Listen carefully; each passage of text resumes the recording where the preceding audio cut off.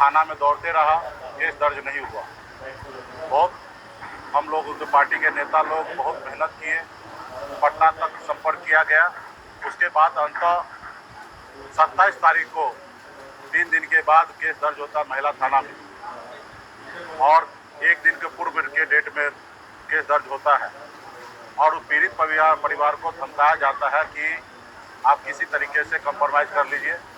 2 दिन तक थाना में बैठाया जाता है, लेकिन पीड़ित परिवार जो है उनको अपनी बच्ची के लिए न्याय चाहिए था, वो अड़िग रहा और उसके परिवार के साथ मारपीट भी किया गया। गांव के लोग, दबंग लोग, उनके दादाजी के पिस्टल दिखा के मुंह में डालकर धमकाया गया। फिर ये बात हम तक आए, हमसे मुलाकात हुआ और हमें जब जानकारी दिए, लेकिन जब बच्ची हमारे सामने में आया तो हमें लगा कि नहीं, बच्ची के लिए हम सभी को लड़ाई लड़ना चाहिए, न्याय दिलाना चाहिए और अपराधी को सजा मिलना चाहिए। और उसके बाद हमने एसपी को लगातार 10 दिन तक फ़ोन किया और कई बार हमने फ़ोन किया, लेकिन एसपी साहब ना ही संपर्क में आए, नहीं बात किए। तो मैं यही सभागार में समस्तीपुर में आकर और आप सबके बीच में समक्ष हमने प्रेस कॉन्फ्रेंस किया कि एसपी साहब से अनुरोध किया कि आप पीड़ित परिवार को न्याय देने का काम कीजिए। 15 दिन का समय हम आपको दे रहे हैं और आप उस पीड़ित परिवार को न्याय दीजिए, और नहीं देते हैं तो 16वां दिन हमारा होगा। हम हजारों की संख्या में आपका घेराव करेंगे, क्योंकि बाबा साहब का संविधान तो हमको पता है।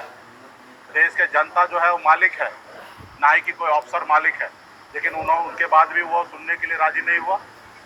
प्रेस कॉन्फ्रेंस के बाद भी हमने कई बार उनको फ़ोन करने का कोशिश किया, उसके बावजूद भी फ़ोन नहीं उठाए और 15 दिन के बाद हमें 1 महीने का समय दे दिए।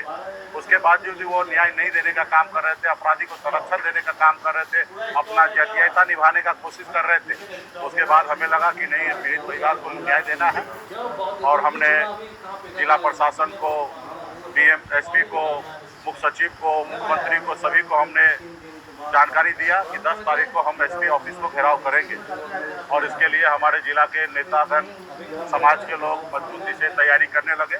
उसके बाद आज का जो कार्यक्रम तय था, आपने देखा कि कल 1 दिन पहले जो मुख्य आरोपी है वो सरेंडर किया, यानी कि किस तरीके से पुलिस संरक्षण दे रहा था यह स्पष्ट हो गया कि पुलिस के संरक्षण में वो व्यक्ति था। पुलिस एक बार वो अपने कॉलर टाइट किया, एक बार धमक दिखाया, देखिए उस आरोपी जो है वो अपने आप को सरेंडर किया, यानी कि स्पष्ट हो रहा है कि ये पुलिस जो है उनको कल सरेंडर करवाया। अगर यही चीज़ अगर 1.5-2 महीना पहले कर लेते, 1.5 महीना पहले, तो ये नौबत नहीं आता। उसके बाद जब मालूम है कि आज हम यहाँ पे आने वाले हैं, एक राज्य के लीडर, पूर्व मंत्री और एक बड़ा समूह के साथ हजारों की संख्या में निषाद समाज आएंगे। आप देखिए कि किस तरीके से एसपी जो है मैदान छोड़ दिया, छुट्टी पे चले गए। आप बताइए, ऐसे जगह पे एसपी को छुट्टी पे जाना चाहिए? नहीं जाना चाहिए। अगर वो जा गए तो यहाँ पे डीजीपी, यहाँ पे डीआईजी को खड़ा करना चाहिए, वो उच्च पदाधिकारी को खड़ा करना चाहिए, लेकिन उन्होंने नहीं किया। उसके बाद आज अभी हम लोग आए तो देखे आपने किस तरीके से हजारों की संख्या में लोग रोड पर, इतने गर्मी में रोड पे खड़ा रहे। हमारे लोग भी परेशान हुए और जो इस जिला से दूसरे जिला जाने आने वाला पूरा रोड जाम रहा। घंटों भर बच्चे लोग सब तकलीफ में रहा और हम सबके तकलीफ समझते हैं, लेकिन यहाँ के जिला प्रशासन भी नहीं कोशिश किया कि ये खत्म हो। अगर वो भी, अगर डीएम साहब भी अगर आ जाते तो शायद 2 घंटा पहले जो प्रॉब्लम अभी सॉल्व किया हमने, वो 2 घंटा पहले सॉल्व हो जाता, लेकिन डीएम साहब भी नहीं आए। अंततः हमें डीएम साहब के पास जाना पड़ा और एसपी साहब के लिए चूरी, हमारे बहन चूरी लेके वहाँ पे दिए हैं कि एसपी साहब से अभी जिला नहीं संभलेगा, वो कप्तान रहने के लायक नहीं है। बेटी के साथ बलात्कार होगा और वो अपराधी को संरक्षण देते रहेंगे, ये नहीं होगा, उनसे जिला नहीं चलेगा। मैं एसपी साहब से पूछना चाहूँगा कि अगर यही चीज़ घटना आपके बेटी के साथ होता तो भी आप इसी तरीके से बैठे रहते? नहीं बैठे रहते, आप कार्रवाई करते। लेकिन वो कानूनी पेश में तौर पर लगा के पैसा लेकर, आरोपी से पैसा लेकर वो कहीं ना कहीं उसको बचाने का काम कर रहे, तो आज फरार हो गया।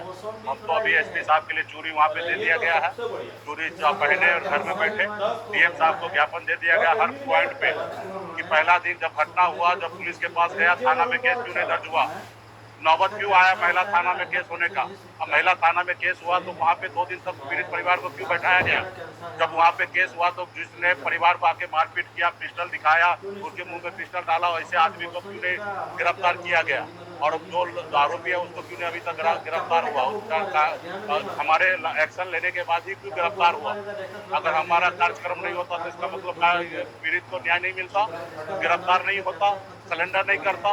तो ये कहीं ना कहीं ये प्रशासन जो है अपराधी को बचाने का काम कर रहा था। और ये घटना सिर्फ आपके समस्तीपुर जिला का नहीं है, ये पूरे बिहार की बात है। पूरे बिहार के हर जाति धर्म के बेटी का मान सम्मान की बात है। आज बताइए कि इस तरीके से घटना होगा, बलात्कार होगा और कहीं पे कोई कुछ नहीं करेगा, तो अपराधी का मन बढ़ते जा रहा है। आए दिन लूट, हत्या, मर्डर हो रहा है। जिला में कई जगह निषाद के साथ अन्याय होता, अत्याचार होता, कोई सुनने के लिए तैयार नहीं होता। आज जिला में निषाद समाज ने अपनी ताकत को दिखा दिया है। और मैं यहाँ के शासन प्रशासन को आगाह करना चाहता हूँ कि सरकार आएंगे जाएंगे, आपका जो कर्तव्य है जनता के लिए काम करना, हुआ काम कीजिए। और आप जो अभी इसमें काम किए वो सही नहीं किए, अभी भी आपके पास समय है। आप इसको पीड़ित परिवार को न्याय दीजिए और दोषी को सजा देने का काम कीजिए। इसमें थोड़ा सा भी लापरवाही होगा ये सरकार बदलने में ज्यादा समय नहीं है। 3 से 4 महीने के अंदर में सरकार बदलेगा। और यही संकल्प पल्ला है कि 2020 का सरकार हमने बनाया था और आगे का भी सरकार हम बनाएंगे। जो दोषी होगा सबको सजा होगा। आने वाला समय में किसी को बख्शा नहीं जाएगा। जब मैदान में हम उतर गए तो न्याय हम लेके रहेंगे। डीएम साहब क्या कहेंगे? डीएम साहब का अधिकार क्षेत्र है, वो उनको तो जनता का फिक्र ही नहीं था। 2 घंटा तक धूप में लोग परेशान था, उनको आके ज्ञापन ले लेना चाहिए था, लेकिन उत्तर लेना तो नहीं चाहिए। एसपी साहब का है, लेकिन जिला के डीएम का भी कुछ दायित्व है, कर्तव्य है, उनको आना चाहिए। लेकिन हम अभी सबको हम कह रहे हैं कि जो जिनका जो जवाबदेही है, डीएम साहब को भी हम कहना चाह रहे हैं और जिला के कप्तान को भी हम कहना चाहेंगे एसपी साहब को कि अभी भी समय है, सजा दीजिए, उचित कार्रवाई कीजिए। नहीं कीजिएगा, सरकार बदलेगा, आप पे कार्रवाई होगा। और इसका ये मतलब नहीं सोचिए कि हम जा रहे हैं। हम पूरा, अगर इस केस में ढिलाई होगा, जिसमें सही से केस का जांच नहीं होगा, सही से दोषी को सजा नहीं मिलेगा, तो जो आज हुआ इससे 10 गुना ज्यादा भयंकर होगा। हम कानून को मानते हैं, संविधान को मानते हैं, हम कानून को हाथ में लेना नहीं चाहते हैं। और जब कानून को लेना हाथ में चालू कर देंगे तो हम वीरांगना फूलन देवी के वंशज हैं। आपने देखा होगा, फूलन देवी के बारे में सुना होगा कि उनके साथ अन्याय किया, अत्याचार किया, लाइन में 22 लोगों को खड़ा करके गोली मारने का काम किया। वही समुदाय के लोग हम लोग हैं। हम अत्याचार नहीं सहेंगे, हम कानून को हाथ में नहीं लेना चाहते। हम आग्रह करते हैं कि मजबूती से आप न्याय दीजिए। और सिर्फ हमारे